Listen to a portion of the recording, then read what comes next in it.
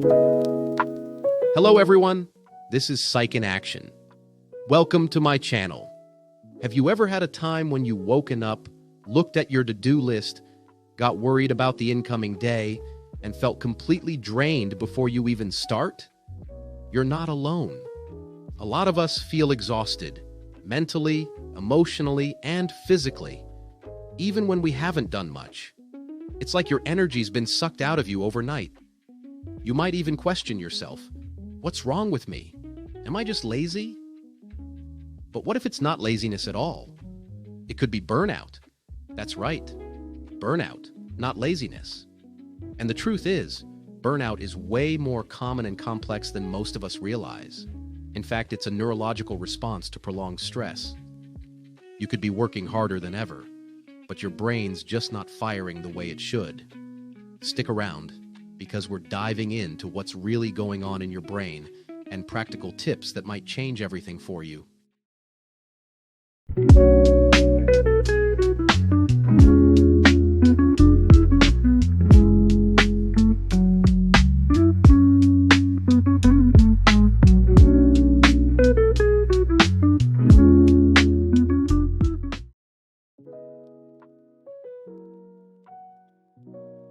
Sometimes you might think, I've barely done anything, so why am I so tired?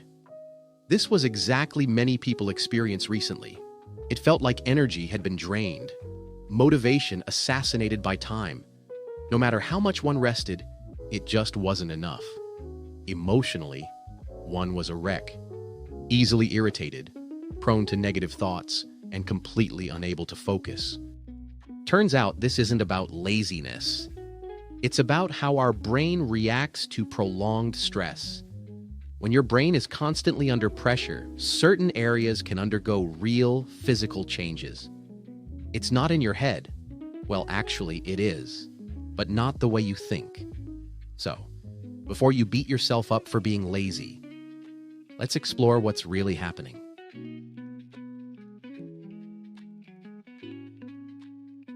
Psychologists define burnout as a state of emotional, physical, and mental exhaustion caused by prolonged stress. Imagine your brain like a computer.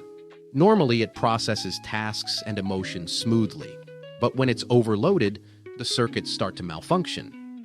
This leads to a decrease in focus, energy, and emotional regulation. Two major areas of your brain are affected by burnout. 1. The amygdala. This region controls emotions. When it's overstimulated, you're more prone to anxiety, irritability, and even emotional outbursts. 2. The prefrontal cortex. This part is responsible for decision-making, planning, and self-control. When burnout takes over, it's like your inner adult takes a vacation, leaving chaos in its wake.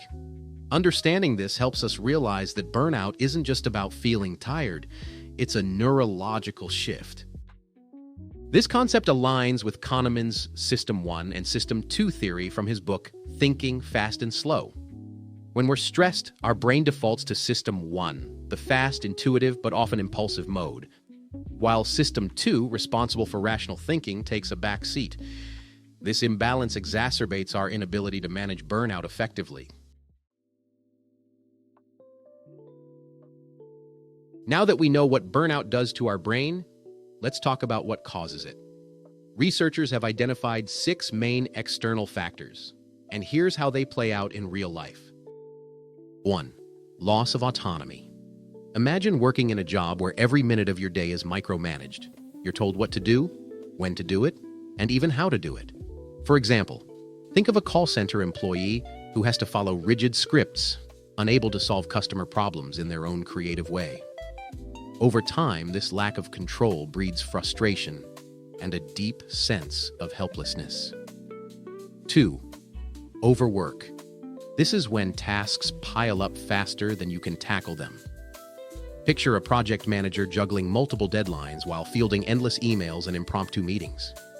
Even putting in extra hours doesn't help because the workload feels infinite.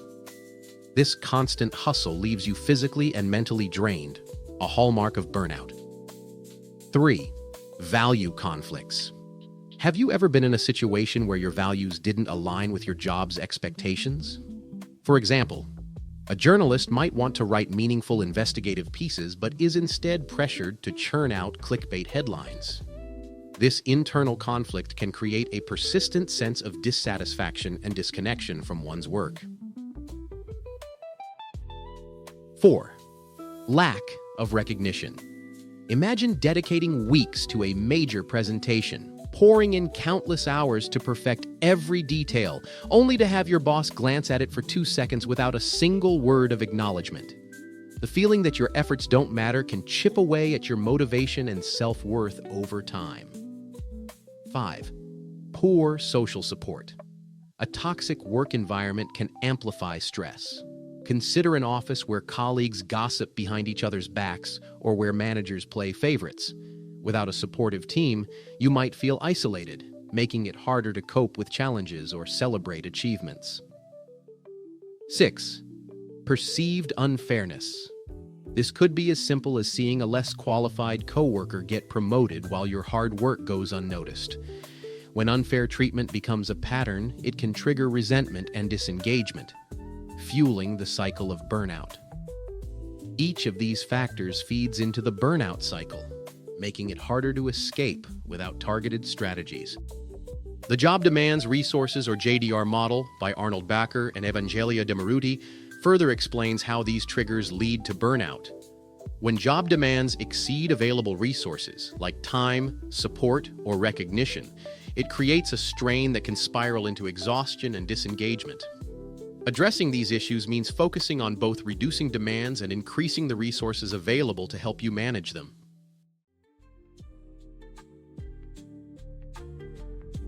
Okay, so now we know what's causing burnout. How do we fix it?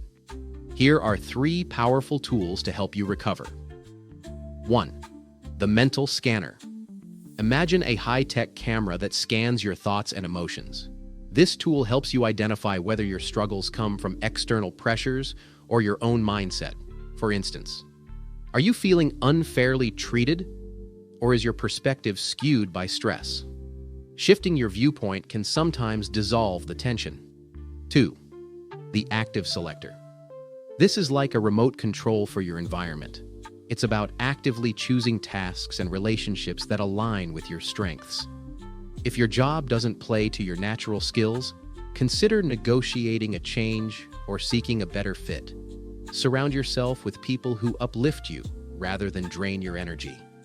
3. The restorative map.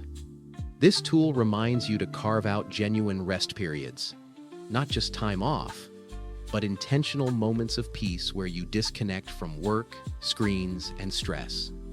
Remember, rest isn't a luxury. It's a necessity for your brain to reset. Neuroscientist Donald Hebb's principle, often summarized as cells that fire together, wire together, is particularly relevant here. By repeatedly practicing these restorative habits, we can strengthen the neural pathways associated with calmness and resilience, effectively rewiring our brain for better emotional health. Recovery from burnout isn't instant. It's a process of rewiring your habits and priorities. Here's how to start. 1. Prioritize rest. Schedule short breaks throughout your day to step away from screens and tasks. 2. Focus on autonomy.